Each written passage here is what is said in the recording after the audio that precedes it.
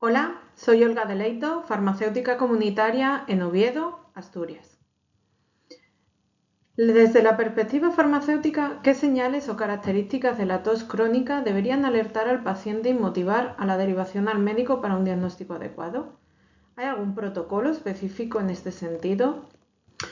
Bien, cuando un paciente acude a farmacia comunitaria a realizar una pregunta directamente o a pedir alguna medicación o pedir algún fármaco o incluso simplemente viene a por su medicación, pero le podemos escuchar una tos que no se le quita, un garraspeo constante, un problema en ese momento de la dispensación, generalmente realizamos una serie de pautas. Lo primero es preguntarle cuánto tiempo lleva con esa tos. El tiempo de evolución de la tos nos ayuda a clasificar el tipo de la tos y con lo cual la intervención que vamos a realizar es un poco diferente en función de ella. En el caso de la tos crónica, desde farmacia comunitaria, realmente hacemos más seguimiento y evolución de los fármacos prescritos por el médico, incluso algunas recomendaciones de higiénico-dietéticas para mejorar su calidad de vida. Otro punto que vamos a valorar es si puede estar tomando algún fármaco que sea el que le está provocando esa tos, ¿vale? Todos sabemos y se nos vienen a la cabeza multitud de fármacos que provocan tos crónica y sabemos que no son inmediatos de empiezo a tomarlo y empiezo a tener el efecto adverso, con lo cual muchas veces no se sincroniza o no se relaciona el problema de salud actual con la toma de algún fármaco, ¿vale? Nosotros podemos realizar un poco de investigación, ver qué medicación está tomando y valorar si alguno de los fármacos están provocándole este problema. Por otro lado, también valoramos situaciones no patológicas. ¿A qué nos referimos con esto? Pues problemas, por ejemplo, de demencia, accidentes cardiovasculares, personas que han tenido un problema o que están padeciendo cierta dificultad, cierta patología y debido a ello tienen dificultades para tragar, ¿vale? Si esa toma, ese toma de alimentos o incluso de líquidos y demás le resultan difíciles, muchas veces se producen broncoaspiraciones, en lo cual sí que le produce esa tos, que al final es un mecanismo de expulsión, porque esa comida, ese alimento no debe de estar ahí, sino en el torrente digestivo. El manejo de inhaladores. Muchas veces, o bien por un consumo ya de mucho tiempo, que al final terminan viciando, o bien porque le han cambiado el dispositivo de inhalación, el dispositivo, y siguen realizando la técnica de la forma anterior. El uso irregular o el mal uso de los inhaladores pueden provocar una primera inhalación fuerte, en la cual quedaría un depósito orofaringeo bastante fuerte que a largo plazo, vamos a decirlo así, puede provocar esa tos crónica. También, por ejemplo, casos livianos, casos normales y corrientes, como puede ser, pues no sé, la toma de complementos nutricionales en formato polvo, que lo pueden tomar sin agua, que ahora está muy de moda, ¿vale? Y hay mucha gente que se suplementa, pues a lo mejor lo están tomando directamente y no lo echan en la boca y se lo tragan, sino que directamente le vuelcan rápidamente. Ese polvo puede también provocar esa tos. Ni que decir tiene las personas encamadas el uso de las pajitas. El uso de las pajitas con pacientes encamados no se recomienda. Se recomienda que se incorporen para beber y si se siguen usando pajitas es bastante habitual que les provoque eso, el golpe de tos, ¿no? El consumo de tabaco y vapor, que aquí ya, bueno, esto es otro mundo en el cual esto está avanzando enormemente. Y por último, hay que mirar también qué medidas ha tomado el paciente, porque no es lo mismo un paciente que lleva 3 meses con una tos que está intentando tomar cosas y no se le quita, a un paciente que dice, pues igual que me ha venido ya se me irá y pasa un poco del tema. Y cuando ya llevo mucho tiempo, que ya estoy muy molesto, incluso estoy incómodo en mi día a día, pues entonces ya intento tomar soluciones. En cuanto a los criterios de derivación, desde SEFA, que es nuestra sociedad científica de farmacia familiar y comunitaria, tenemos un protocolo, ¿vale? Sí que es verdad que está un poco más enfocado a la tos aguda, porque nosotros lo que sí que solemos trabajar con mucha más profundidad es los síntomas menores, en donde sí podemos clasificar la tos aguda. La tos subaguda y la tos crónica solemos hacer más derivación y seguimientos del paciente, ¿vale? Pero en cuanto a qué puntos deben de alertarnos, ¿vale? Sí que tenemos una serie de criterios y esto está consensuado con todas las sociedades médicas de atención primaria, con lo cual nos da mucha seguridad de saber que estamos actuando con certeza. De ahí que hagamos siempre un protocolo, que es lo que me preguntabas antes también. Tenemos un protocolo de actuación, también siguiendo el protocolo del CIFAC, de nuestra sociedad de CEFAC, y lo que se basa un poco es en el PASITAMAE para no olvidarnos todas esas preguntas que debemos de realizar. Tenemos que cerciorarnos quién es el paciente, qué síntoma menor está padeciendo y con qué características, cuál es el tiempo de evolución, qué acciones ha llevado a cabo, qué medicación toma, posibles alergias o intolerancias que pueda tener el paciente y qué enfermedades padece. Con toda esta información, debido a que al final el farmacéutico comunitario somos los sanitarios que siempre vamos un poco a ciegas, ¿no? Porque no tenemos acceso a historia clínica, no tenemos acceso a informes analíticas, no tenemos acceso a nada, ¿vale? Entonces tenemos que preguntar y en función de lo que nos diga el paciente, ejecutar.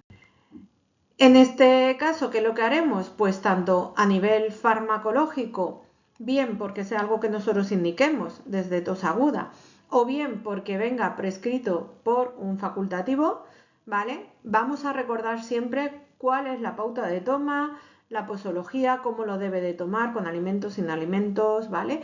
¿Qué duración? Que esto es muy importante, hay gente que le mandan una cosa y se la toma hasta que se le acabe la caja, ¿vale?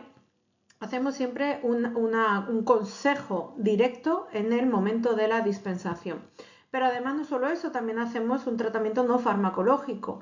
Hay que recordar que, bueno, medidas higiénico-dietéticas, estilo de vida, nutrición, ejercicio, todo esto, incluso la educación sanitaria, engrandece y empodera al paciente. Y todo esto tienen que ser consejos que hay que darle individualizados y personalizados según la patología y según el paciente. En función de todo ello, haremos un seguimiento. En este caso estáis viendo 3-5 días para una revisión.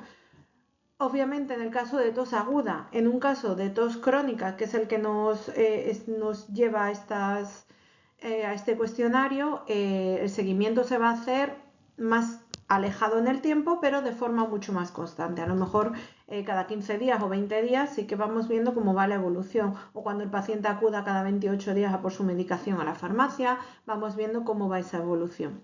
Y obviamente si encontramos criterios de derivación, si vemos que nuestra intervención se queda corta, pues derivamos al médico o al profesional sanitario que podamos recomendar, o incluso podemos realizar una derivación a cualquier otro servicio profesional farmacéutico asistencial, ¿vale? Pues puede ser una cesación tabática, una revisión del uso de la medicación, una revisión de los inhaladores, ¿vale? Tenemos muchas intervenciones desde farmacia comunitaria que podemos realizar. La farmacia como agente de salud, ¿qué tipo de apoyo o acompañamiento puede ofrecer a los pacientes que conviven con tos crónica en cuanto a hábitos de vida, uso de medicamentos y prevención de complicaciones? Bueno, pues de nuevo, desde nuestra sociedad científica, que la verdad es que hace un trabajo increíble, tenemos unas hojas consejo, ¿vale? En las cuales puede ver cuál es, digamos, la definición de la patología, ¿vale? ¿Qué recomendaciones generales le vamos a dar en función de esa patología y cuáles son las preguntas frecuentes que suelen tener los pacientes cuando se enfrentan a estos problemas de salud? Cuando entregamos nosotros una hoja consejo de este estilo, siempre intentamos personalizarla e individualizarla, ¿vale? Para que el paciente tenga por escrito y pueda revisar todo de forma correcta. Pero además, no solo eso, sino que desde la guía Foro, que es una guía que nos lleva a todos los farmacéuticos comunitarios a realizar las mejores intervenciones farmacéuticas, tenemos un algoritmo de dispensación que debemos seguir en la medida de lo posible. Cuando ya viene un paciente a solicitar un medicamento, bien sea con receta o sin ella, en este caso generalmente sería ya con una receta médica, porque una tos crónica normalmente se intenta trabajar con determinados fármacos, siempre realizamos una serie de preguntas e intervenciones para cerciorarnos que el uso de ese fármaco sea el adecuado y que pueda obtener los mejores resultados posibles en relación al uso de ese fármaco. ¿Cómo puede la farmacia comunitaria contribuir a mejorar la conciencia y la educación en torno a la tos crónica? ¿Y qué iniciativas crees que podrían ser útiles a nivel comunitario? Bueno, yo siempre en este tipo de preguntas al final me reitero mucho, pero creo que es algo que es muy habitual y lo tenemos todos muy en nuestra mente, pero al final no se hace generalmente por falta de tiempo. Lo primero es educar. Nosotros, los profesionales sanitarios, somos quienes tenemos los conocimientos y las herramientas necesarias para educar al paciente de forma correcta. Si nosotros no lo hacemos, van a recurrir al doctor Google. Y aquí sí tenemos problemas, ¿vale? Entonces, tenemos que dedicar un poquito de tiempo cada uno a educar al paciente cuando le damos noticias o intervenciones nuevas, ¿vale? Concienciarlo. Muchas veces piensan que un síntoma menor, bueno, pues no tiene ningún problema, vaya, se pasará solo. Hay que concienciar porque una tos que no se trata y se termina cronificando en el tiempo puede alterar la calidad de vida del paciente. Empieza a tener problemas de incontinencia, deja de ir a eventos sociales y empieza a tener determinados momentos de incluso pues, de angustia, ¿no? Y se empieza a aislar, simplemente por el hecho de que no piensen, con el COVID pasaba muchísimo, uy, como tosa, por Dios, van a pensar que les voy a contagiar la muerte, ¿vale? Hay que concienciar a la población y para eso hay que educar. Y por último, una buena calidad de vida. El paciente tiene que llegar con una buena calidad de vida, con un corazón sano, con un cuerpo fortalecido, ¿vale? Y hay que empoderar al paciente para que entienda que una buena nutrición, un ejercicio físico adecuado y adaptado a sus necesidades y posibilidades, que tienen culturizarse, que tienen que salir, que tienen que socializar, una buena calidad de vida les va a llevar a tener una gran calidad en su día a día. Y todo esto al final está muy relacionado unos con otros, con lo cual es algo muy sencillo, pero que tenemos que realizar todos los profesionales sanitarios. Y como último punto, sí que me gustaría, digamos, dejar un poquito una nota de atención, ¿vale? Porque al final somos muchos los profesionales que realizamos intervenciones con los pacientes directamente.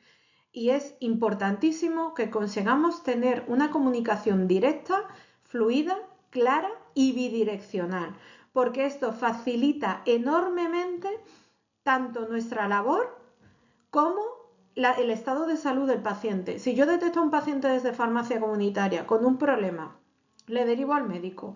El paciente a los 2 días va al centro de salud a pedir su cita. El médico está saturado y le da la cita a los 10 días.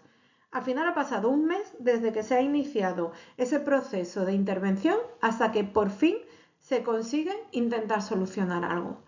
Con lo cual yo creo que la intervención principal que debemos de realizar y que tenemos que intentar mejorar en nuestro día a día es nuestra comunicación y que siempre tengamos al centro a nuestro paciente.